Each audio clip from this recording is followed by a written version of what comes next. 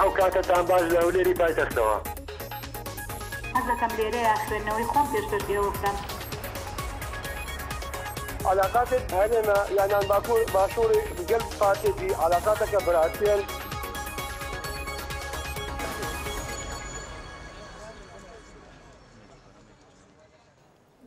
سڵاوتان لەبێ بەڕێزان خۆشحاڵم جارێکتر لەگەڵتانم بۆ وەرگرتنی بۆچوونەکانتان و قسەکردن لەسەر تەوەری کتری پرۆگرامەکەی خۆتان مایکی خەڵک. ئەمڕۆ باس لە فەرمانبەرانی گرێبەست دەکەین لە هەرێمی کوردستان بەرپرسیادی حکوومەتی هەرێمی کوردستان لە بەرامبەر ئەو کەسانێک کە لە ئێستادا وەک گرێبەست فەرمانبەرن لە دام و دەستگا حکوومیەکانی هەرێمی کوردستاندا. بەڕێزان سەرباری گرفتی دامەزراندنی دەرچوانی زانکۆ و پەیمانگەکان لە هەرێمی کوردستان وە ساڵانە بەتەبەتی لەم ساڵانەی دواییدا دەبینین چەندین کەس کە دەرچووی زانکۆ و پەیمانگان دادەمەزرێن بەپێی ئەو ڕێژەی کە ساڵانە دیاری دەکرێت و کە پەیوەست دەکرێت بە بودجەی هەرێمی کوردستانەوە. بەڵام تا ئێستاش ژمارەیەک فەرمانبەر لە دام و دەستگا حکوومیەکانی هەرێمی کوردستاندا وەک گرێبەست یاخود بە شێوەی گرێبەست کار دەکەن و تا ئێستا وەک ئەو فەرمانبەرانە خۆیان ئاماژەی پێدەدەن هەندێک لەو ئیمتیازانەی کە فەرمانبەرێکی ئاسایی حکومی هەیەی ئەمان نیانە وەک خانشینی دەرماڵی مەترسی هەروەها چەندین دەرماڵی تر کە دیاری کراوە بۆ فەرمانبەرێکی حکومی ئاسایی. لە ئێستا ژمارەیەک لە فەرمانبەران کە بەپێی گرێبەست کار دەکەن داواکارە ناوشەوی فەرمانبەران دیکە بکرێن بە فەرمانبەری هەمیشەیی ئەمە لە کاتێکدا کە لە ماوەی ڕابردووشدا پەرلەمانی کوردستان یاسایەکی دەرکرد کە هەر فەرمانبەرێک بە شێوەی گرێبەست دامەزرا دوای 3 ساڵ لە دامەزراندنی بە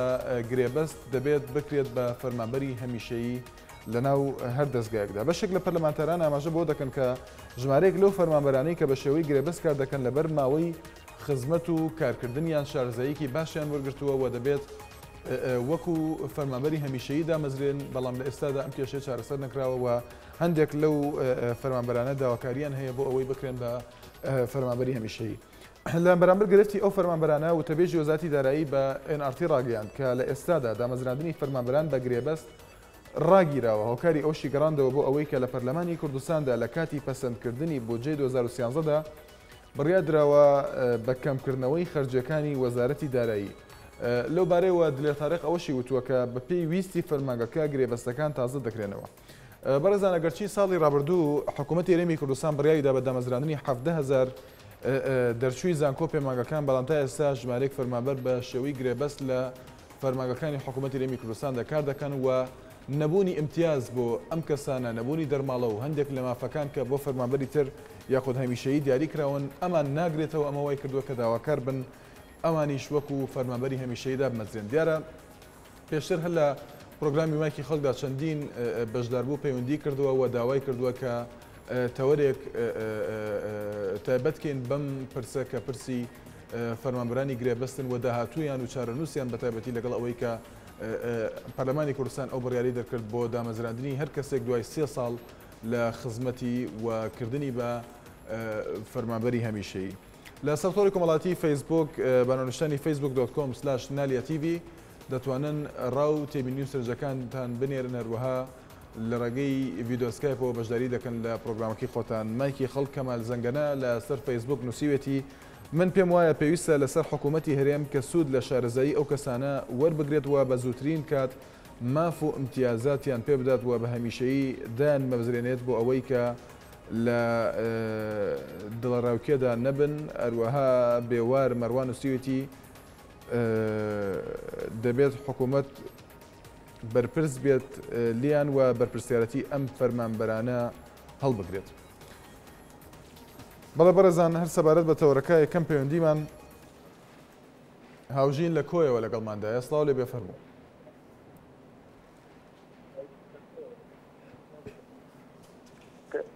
کاک شوانە کاتت باش. هەموو کاتێکت باش کاک هاوژین.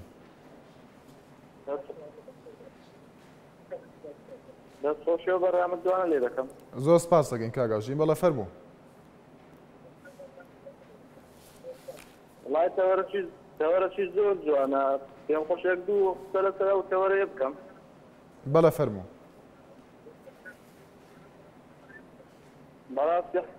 بەڕاستی حکوومەت زۆر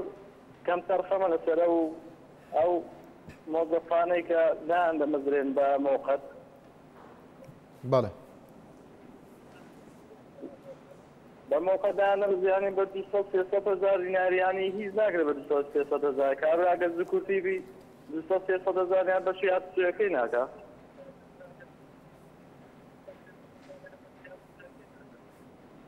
برن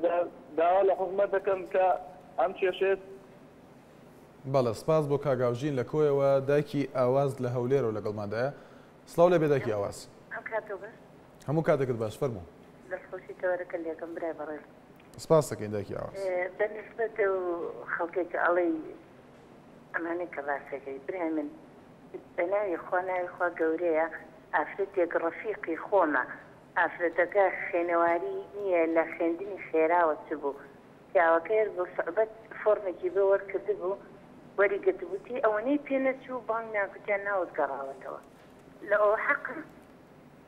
ئافرەتەکە خۆشی زۆری پێ سیر بۆی نازانم بچم بڵێم چی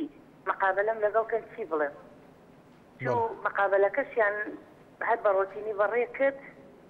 اینجا دوای ناوی هاتەوە تەعینیان کرد تەعینەکەش بەڕەسمی تەعینیان کردی فە دەوامیش ناکەنی و مەعاشێدەنێ و لە ماڵەوە دانیشتووە ئەوە حەقەتە لە بەیەک لە مناڵێەوە ئەخینێ هەتا ئەگاتە زانکۆ خوێندن تەواوەکە بەچی نەبوونیە داماویەک لە مەکتەبی خێراوە بچی بە ساڵێکن سپاس بۆ دایکی ئاواز مامۆستا میران لە سلێمانی و لەگەڵمادایە فەرموو مامۆستا میران صاحب فەرمووی دەستخۆشی لە بەرنامەکەکەم بەڕاستیان بەرنامەیە جێی خۆی کردوێتەوە من پێم باشە وەکو هەوڵاتێکی هەم کوردستانی هەم عێراقی ئەو نەوتە زۆرێکە هەموو عێراقیەتی لەگەڵ هەموو کوردستان بەشی هەموو کەسێکەکە بۆ دامەزراندن چاوەکەم ساڵانە لە سەردەمی سەدام حوسێن کە بێ ئەخلاقترین ڕژێم بوو لە هەموو عێراقدا فاشلترین دائیرە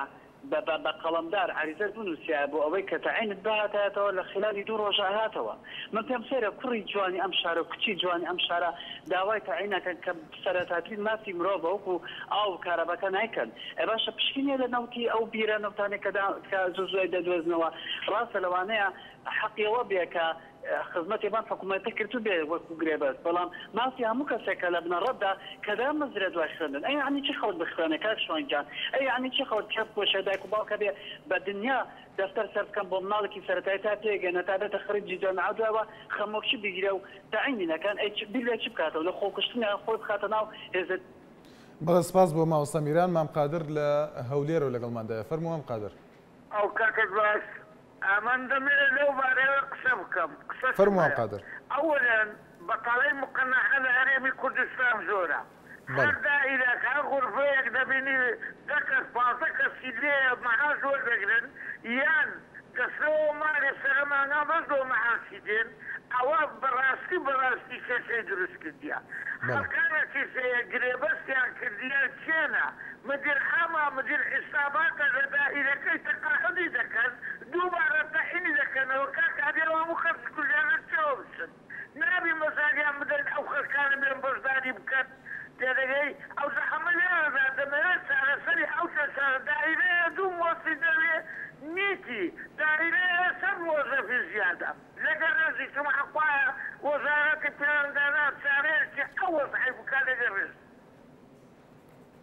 زۆر سپاس بۆ پەیوەندەکەت ئەحمەد لە قەزای خەباتەوە فەرموو کاک ئەحمەد ئالۆ بەڵێ کاک ئەحمەد فەرموو کوی کاکە باشی سپاس دەکەین کاک ئەحمەد ئەوەڵ لەگە جەماعەتی گوێڕی کاک ئەحمەد گوێمان لێتە بەڵێ فەرموو ئەو ڕۆژێکی خابی چوین تقریبی مەکتەبمان کرد لەگە دانەبوو بەڵێ قورئان زۆر هەنی لەو جێل و ئەو جێی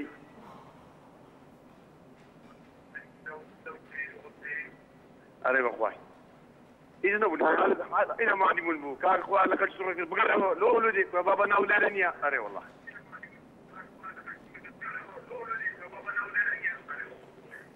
هذا دعاء كان زانا بو ايشك مالو كانوا سپاس بۆ کاک ئەحمەد لە قەزای خەباتەوە شاهۆ لە چەمچەماڵەوە لەگەڵماندایە فەرموو کاک شاهۆ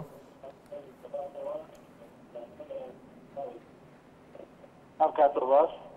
زۆر سپاس هەموو کاتێکت باش کاک شاهۆ ئەوە دەستخۆشی بەرنامەکە لێکم زۆر سپاس بۆ ئەو بەرنامە جوانە زۆر سپاس کاک شاهۆ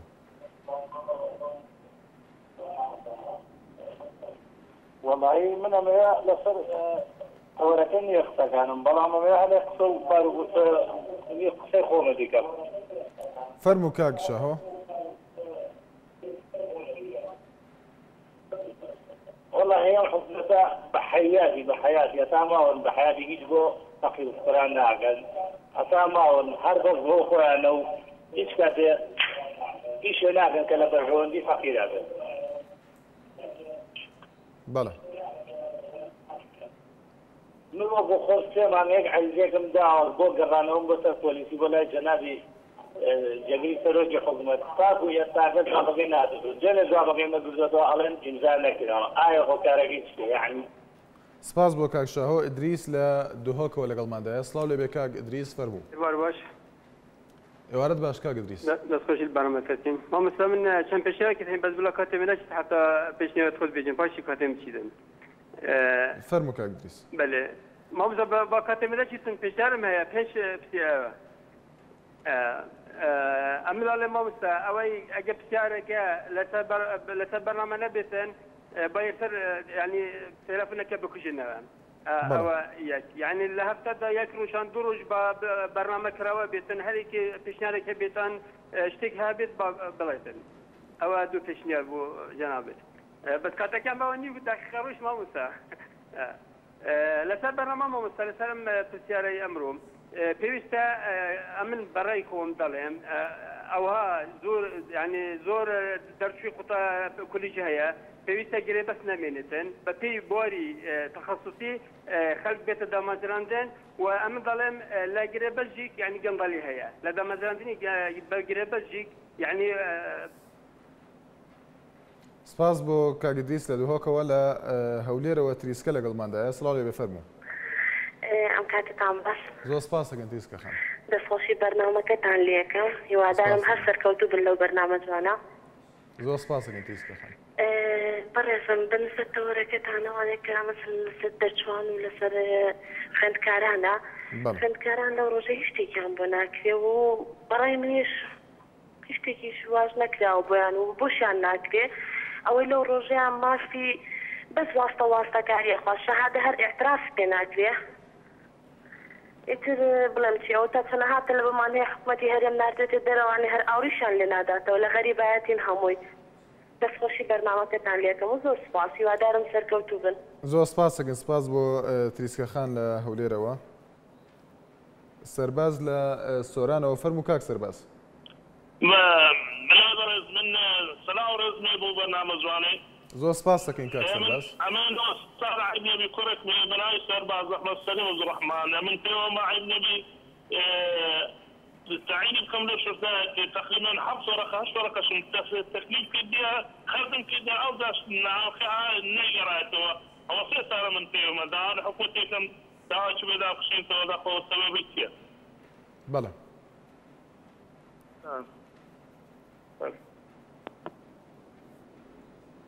سپاس بۆ کاک سەرباز لە سۆرانەوە گەر هاوکارانم دەنگی پەیوەندیەکانم بۆ بەرزکەنەوە پێشەوە لە کەرکووکەوە لەگەڵماندایە فەرموو کاک پێشەوە زۆر سپاس کاک پێشەوە وڵا خۆیمان بەنسبەت گرێبەستە لەگەڵ هاوڵاتیان بەڕاستی من بەکارێکی غێری یاسایی دەزانم لەبەرەوەی ئەوەندە کۆمپانیا ئەوەندە شتە کوردستانەی حەق نییە بە گرێبەست گرێبەست بۆ شتێکی کاتیە بەڵام خەریجە مەعەدە دکتۆرە مهندسە ئەمانە بوو بە گرێبەست بکرێن لەبەر ئەوەی ئەمانە کە دەخوێنن بۆی کە بەڕاستی ئایندەیەکیان ڕوون بێن نەوەک گرێبەستێک دەکەیت 2 ساڵ ئیشک بە دەری بێنە من بەڕاستی من گرێبەست بە شتێکی غێری قانونی دەزانم گرێبەست بۆ یەکێکە غێری وڵاتەکەی خۆت بێت نەوەک لە هاوڵاتی بێت تو گرێبەستی لەگەڵا بچی بەڵاو تۆ گرێبەست عەقدی ساڵێک دوان سێ ناکرێت ئەمە من هەموو دەگەڕم بۆ سیستەم لەبەرەوەی سیستەم دەبێت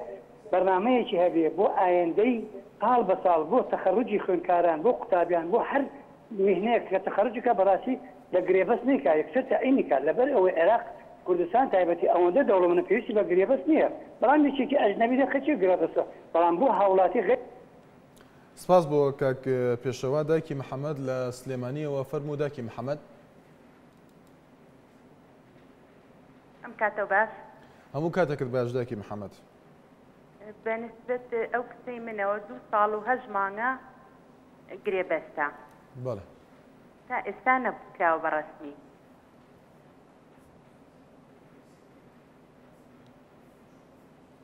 بەڵێ داکی محەممەد مەسیریان پێ بێ. بەڵێ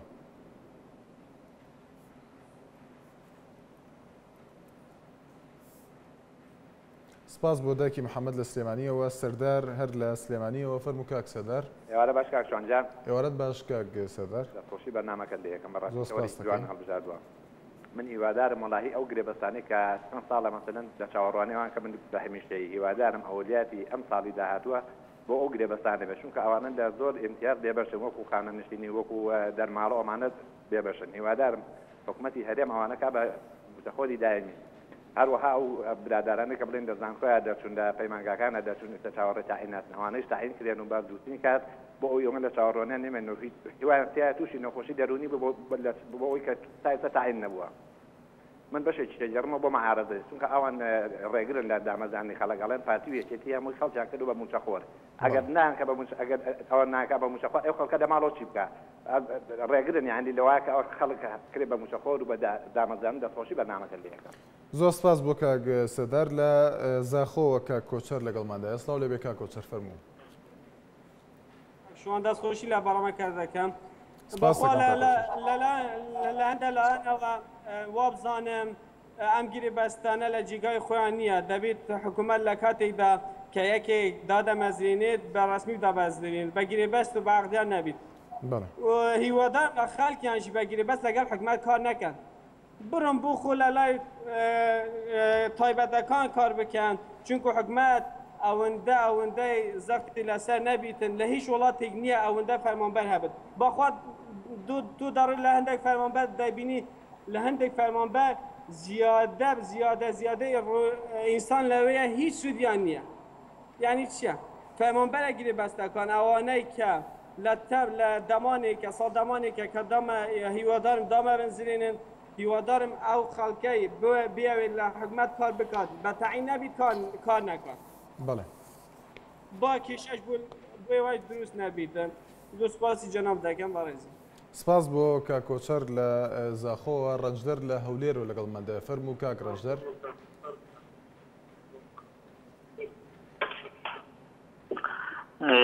سلام علیکم. زۆر سپاس دەکەین کاک ڕەنجدەر.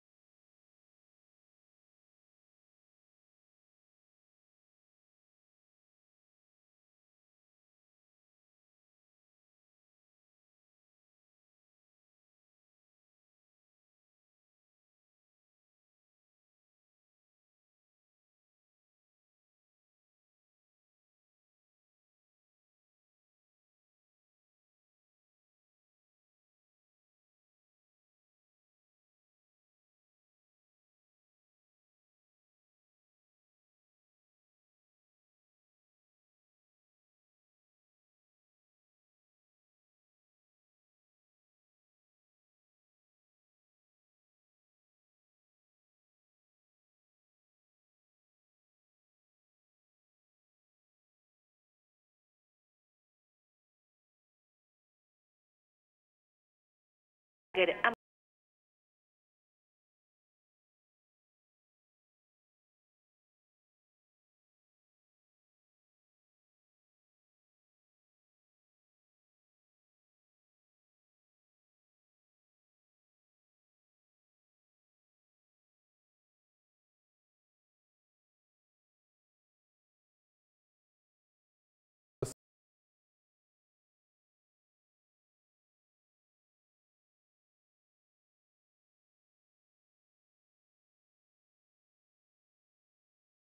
كمان خلق ولادي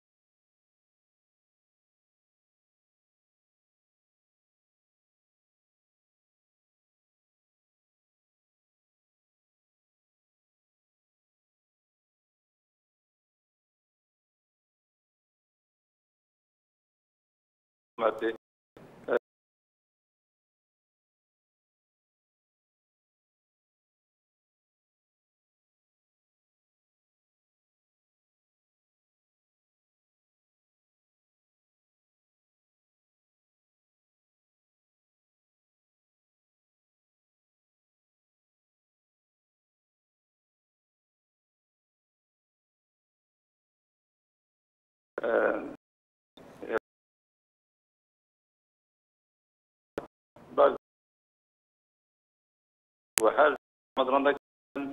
بريكوري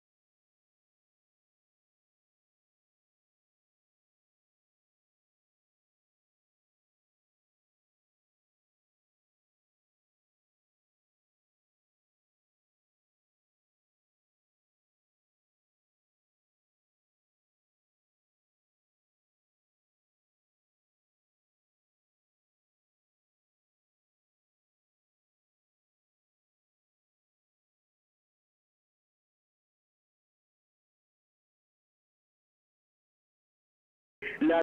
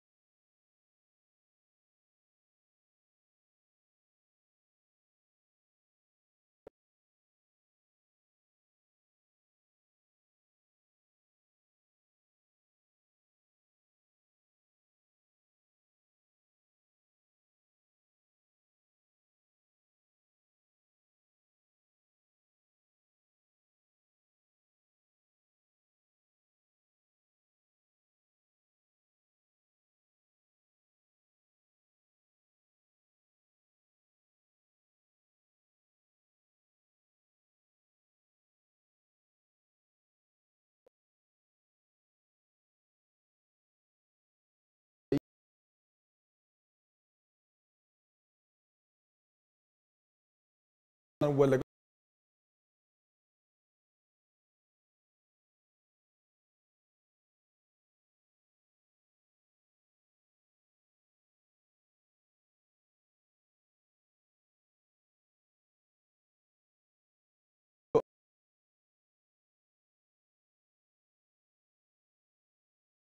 وكذا ولەگەڵ ئەوەی کە هەر پێشاتێک هەبوو بێ لە دادگادا بەڵام کێشەکە کێشەیەکی یاساییە و داوامانەتە دەستی دادگا کە خۆی چارەسەری بکات. سپاسەکەین، سپاس بۆ ڕێخنەکانیشت پەیوەندی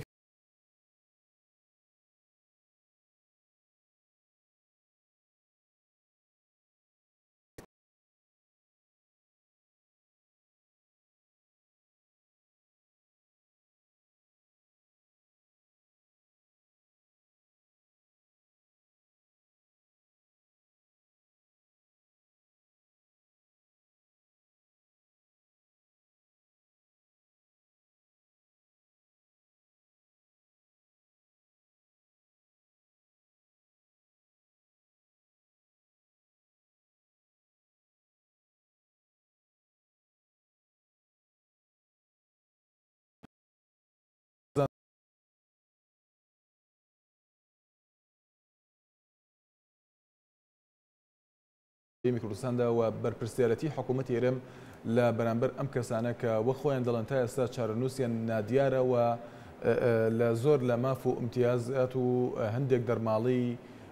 فەرمانبەری هەمیشەی ئەمان بێبەشن و داواکارن کە ئەمان بکرێن بە فەرمانبەری هەمیشەی بۆ ئەوەی ئەو ماف و امتیازاتانە ئەوانیش بگرێتەوە و تا ئێستا وەک ئاماژەمان پێدا لە سەرەتای بەرنامەکەەوە پەرلەمانی کوردستان بڕیارێکی دەرکرد کە هەر کەسێک دوای 3 ساڵ دامەزراندنی کە وەک گرێبەست دامەزراوە بکرێت بە فەرمانبەری هەمیشەی بەڵام تا ئێستا یەکلا نەبووتەوە ئەو پرسە و لە بەرامبەردا ئەو فەرمانبەرانەیە خۆت ئەو کەسانی کە بە گرێبەست فەرمانبەرن داواکاریان هەیە بۆ کردنیان بە فەرمانبەری هەمیشەی. سعد لە قەسرۆکەوە لەگەڵماندا. فەرموو کاک سعد. ئەم خەتا باش کاک شەوان. هەموو کاتێکت باش کاک سعد. فەرموو بەڵێ. دەستخوشی برنامه دەستکەم بەڕاستی نحنی ئەفێت کولیە خلاص کردن نحنی هێشتا نهێنە تعیینکردن و ماوەت بۆ ساڵێک 2 ساڵ 3 ساڵ يعني اعتبار مش حكومات يعني وان كاسون on سر شركة نفتنا يعني خاصة يعني أكيد بجنا أبو مواك أبو مدد 6 صلاة كان يعني شركة نفتي قالك تزور بين الهرم الكردستان يعني وان فرمان براء الهندكة بنا شركة نفتي إذا دل برا كاس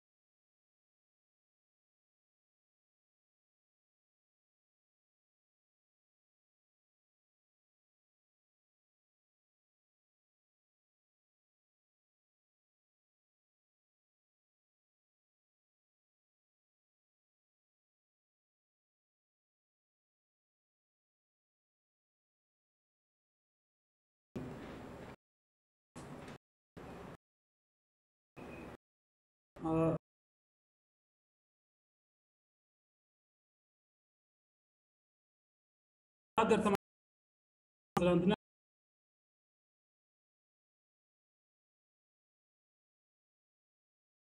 مثلا مثلا كم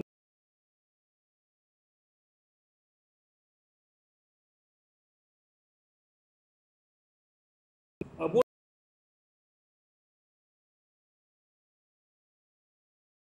بو على سري حكومه چونکە ئەو خەڵکانە لە گشت شوێنەکان چونکە وڵاتی ئێمە بەر وڵاتی داری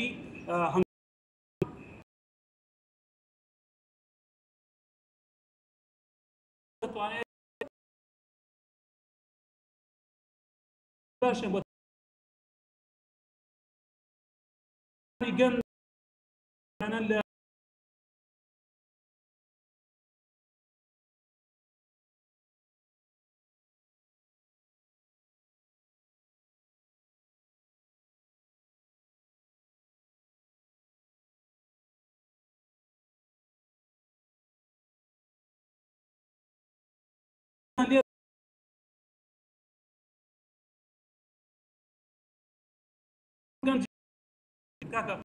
خاوەن بە پرۆژە وهروەها من یەک جملێ بوو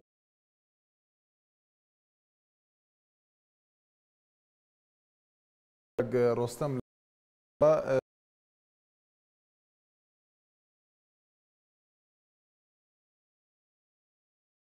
بێ بەش کراون گرافیا و من 3 ساڵ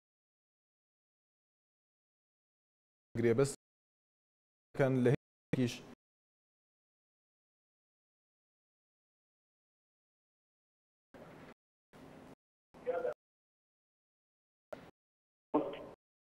چییە؟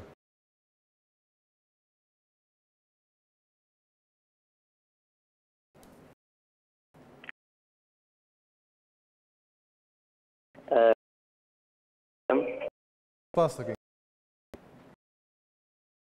بەدا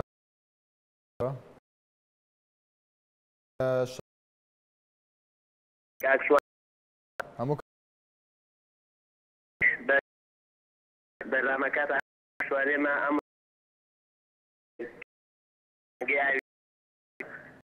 چوار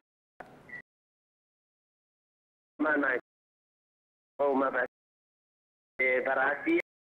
لە دووە چوارەوە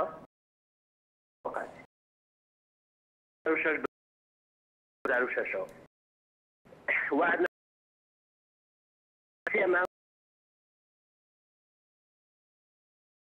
ساڵە بەڵێ.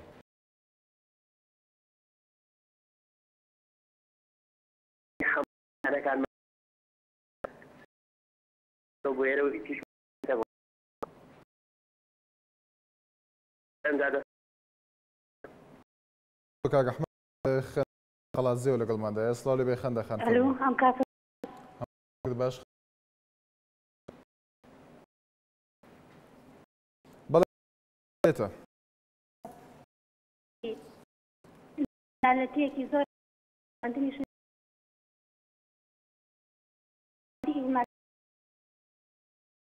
کوردی و هەندێک من خۆم دەرسی بەس مەدراوم حساب ئەوە کردیم.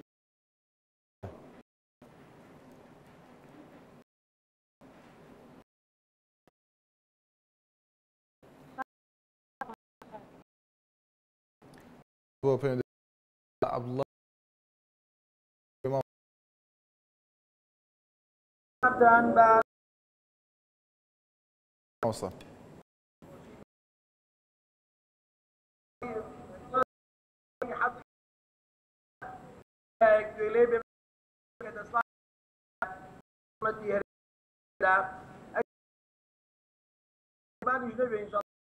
پێمان خۆشە و وڵاتە زۆر وڵاتەکە بێ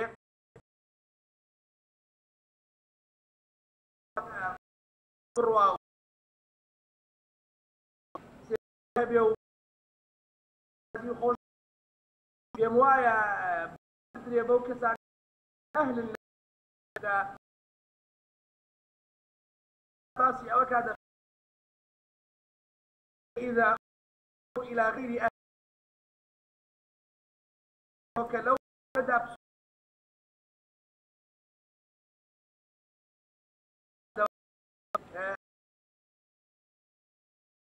يبقى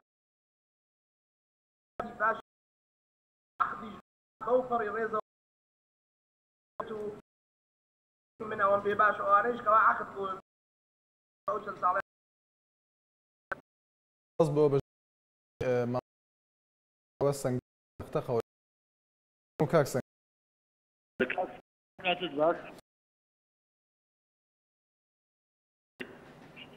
فرموا راستورش أصلاً نظرا بالتأكيد بأمامك معنى إن معنى مو ذكر معنى تمام الله إما لا دوام زغش دوامكين لك أما نقولها بلي كاكت بلي كاكت يعني تقاعد لكن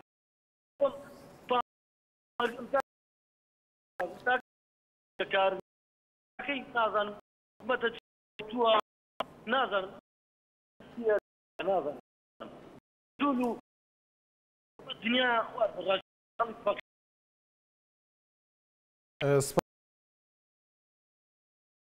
السليمانية وفرمو هرم سكين باك مو بلا يبغى تورك يا مصفاتك عشان تقرا بس ما يعني مع شيء يعني كمان انا اسمي طبعا وقت ابو طارق زيمون كان طبعا حتى مثل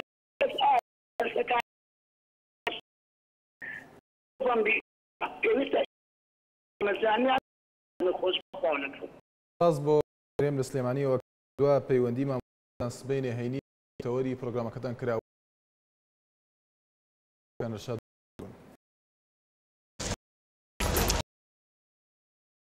باش